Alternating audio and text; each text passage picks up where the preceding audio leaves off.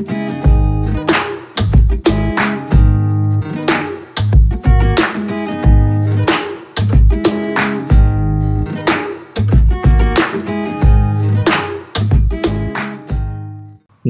বন্ধুরা, আমি অভিক। আমার ইউটিউব চ্যানেল এক্সপ্লোর উইথ অভিকে আপনাদেরকে স্বাগতম। আজ আমি এসেছি হাওড়ার বুকে এক অসাধারণ জায়গায়, যেটা হয়তো অনেকেরই চেনা নাম, আবার কারোর কাছে সম্পূর্ণ নতুন। বুড়ুলের 58 গেট। এই জায়গাটা আসলে গঙ্গার ধারে অবস্থিত একটি ব্যারেজ, কিন্তু শুধু ব্যারেজ বললে ভুল হবে, কারণ এর চারপাশের পরিবেশ, প্রকৃতি এবং শান্তি সব কিছুই একে অসাধারণ এক ভ্রমণস্থল করে তুলেছে। আজ আমি আপনাদেরকে দেখাবো এই জায়গার প্রকৃত সৌন্দর্য, স্থানীয় জীবনযাপন এবং আপনাদেরকে দেব কিছু ছোট ছোট টিপস, যাতে আপনারাও এখানে আসতে পারেন। আমি 58 গেট গিয়েছিলাম বুড়ুল থেকে। দস্তুপুর থেকে শুরু করেছিলাম আমার যাত্রা, আর সরারহাট হয়ে চলে এসেছিলাম বুড়ুলের দিকে। রাস্তার পথটা একেবারে অন্যরকম অভিজ্ঞতা দেয়। শহরের কোলাহল থেকে বেরিয়েই যখন গ্রামের দিকে আসবেন, তখন আপনার চোখে পড়বে চারপাশ জুড়ে সবুজ ধানক্ষেত, পাড়ে দাঁড়িয়ে থাকা নারকেল গাছ, মাঝে মাঝে রাস্তার দুপাশে খেজুর গাছের সারি, ছোট ছোট খালের ওপর কাঠ বা সিমেন্টের সেতু, সাইকেল নিয়ে যাওয়া মানুষ, মাঠে কাজ করা কৃষক, সব মিলিয়ে মনে হয় একেবারে ছবির মতো দৃশ্যপট। যাত্রাপথটা এতটা শান্ত আর নিরিবিলি যে মনে হবে এখানেই কিছুক্ষণ দাঁড়িয়ে শুধু চারপাশটা উপভোগ করি। ভ্রমণের অর্ধেক আনন্দ হয়তো এখানেই। সবশেষে বুড়ুল থেকে লঞ্চে উঠে নদী পার করে চলে গিয়েছিলাম সেই বিখ্যাত জায়গা 58 গেট। আসলে এটি একটি ব্যারেজ বা জলকপাট ব্যবস্থা, যেখানে গঙ্গার জল নিয়ন্ত্রণ করা হয়। দূর থেকে দেখতে বিশাল এই গেটগুলো যেন একটা স্থাপত্যের নিদর্শন। বছরের পর বছর ধরে গঙ্গার স্রোত সামলে দাঁড়িয়ে আছে এই 58 গেট। স্থানীয়রা বলেন, বর্ষার সময় এখানে জলের প্রবাহ এত বেশি থাকে যে দাঁড়িয়ে দেখলেই ভয় আর বিস্ময় দুটোই একসাথে হয়। কিন্তু শীতের সময় যখন জল একটু শান্ত, তখন জায়গাটা ভ্রমণ আর ঘোরার জন্য অসাধারণ হয়ে ওঠে। অনেকেই এখানে বিকেলবেলা হাঁটতে আসেন, কেউ কেউ মাছ ধরেন, আবার কেউ শুধু দাঁড়িয়ে নদীর সৌন্দর্য উপভোগ করেন। বিশাল গঙ্গার বুক জুড়ে ধীরে ধীরে এগিয়ে চলেছে ছোট ছোট নৌকা।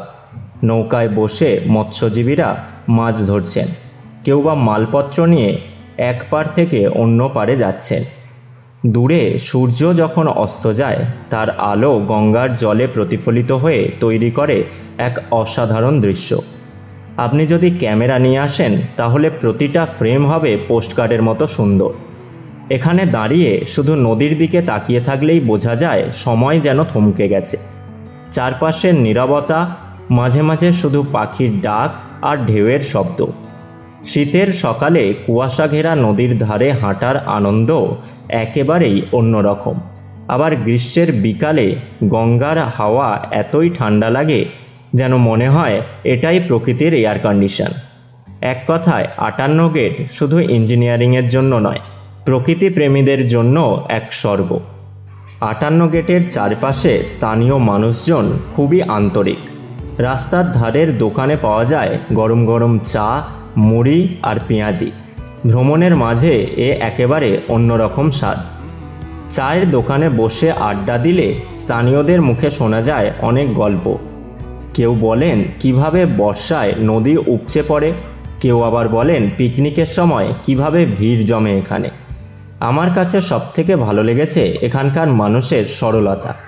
ছোট দোকানদার থেকে শুরু করে স্থানীয় ছেলেরা সবাই হাসি মুখে কথা বলে। মনে হয় যেন এক মুহূর্তের মধ্যেই আপনাকে সবাই আপন করে নিল। আপনারাও যদি এখানে আসতে চান, তাহলে আমার কিছু ছোট্ট টিপস শুনে রাখুন। প্রথমত, শীতকালে এখানে আসার সবচেয়ে ভালো সময় ডিসেম্বর থেকে ফেব্রুয়ারি। আবহাওয়া থাকে খুবই আরামদায়ক আর পাখি দেখার সুযোগও মেলে। দ্বিতীয়ত, সঙ্গে অবশ্যই ক্যামেরা নিয়ে আসবেন। এখানে প্রতিটি কোণায় এমন দৃশ্য পাবেন যা ক্যাপচার করার মতো। সূর্যাস্ত কিন্তু মিস করবেন না, কারণ এটা এই জায়গার হাইলাইট পয়েন্ট। তৃতীয়ত, নিজের খাবার জল সঙ্গে রাখতে পারেন, তবে চারপাশটা পরিষ্কার রাখবেন। পিকনিকের ভিড়ে জায়গাটা খুবই নোংরা হয়ে যায়। আমরা যদি সচেতন থাকি তাহলে পরিবেশটাও সুন্দর থাকবে। আর হ্যাঁ, যদি শান্তিতে, নিরিবিলিতে, একান্তে একটু সময় কাটাতে চান তাহলে ভিড় এড়াতে সপ্তাহের মাঝের দিনগুলিতে আসা ভালো। তো বন্ধুরা, এটাই ছিল আজকের এক্সপ্লোর উইথ অভিকের সঙ্গে আপনাদের সফর বুরুলের 58 গেট। এখানে এসে আমি সত্যিই মুগ্ধ। গঙ্গার বুকে দাঁড়িয়ে সূর্যাস্ত দেখা, ঠান্ডা হাওয়ার ছোঁয়া আর নদীর ধারের নিরিবিলি পরিবেশ সব মিলিয়ে জায়গাটা আমার মন জয় করে নিয়েছে। আমি মনে করি যারা প্রকৃতি ভালোবাসেন, যারা শান্তিতে একটু সময় কাটাতে চান, তাদের জন্য বুরুলের 58 গেট অবশ্যই একবার ঘুরে দেখা উচিত। আশা করি আমার এই এক্সপ্লোর আপনাদের ভালো লেগেছে। যদি ভালো লাগে তবে লাইক করুন, শেয়ার করুন, আর হ্যাঁ, অবশ্যই চ্যানেলটি সাবস্ক্রাইব করে দিন। কমেন্টে জানান আপনাদের কেমন লাগলো।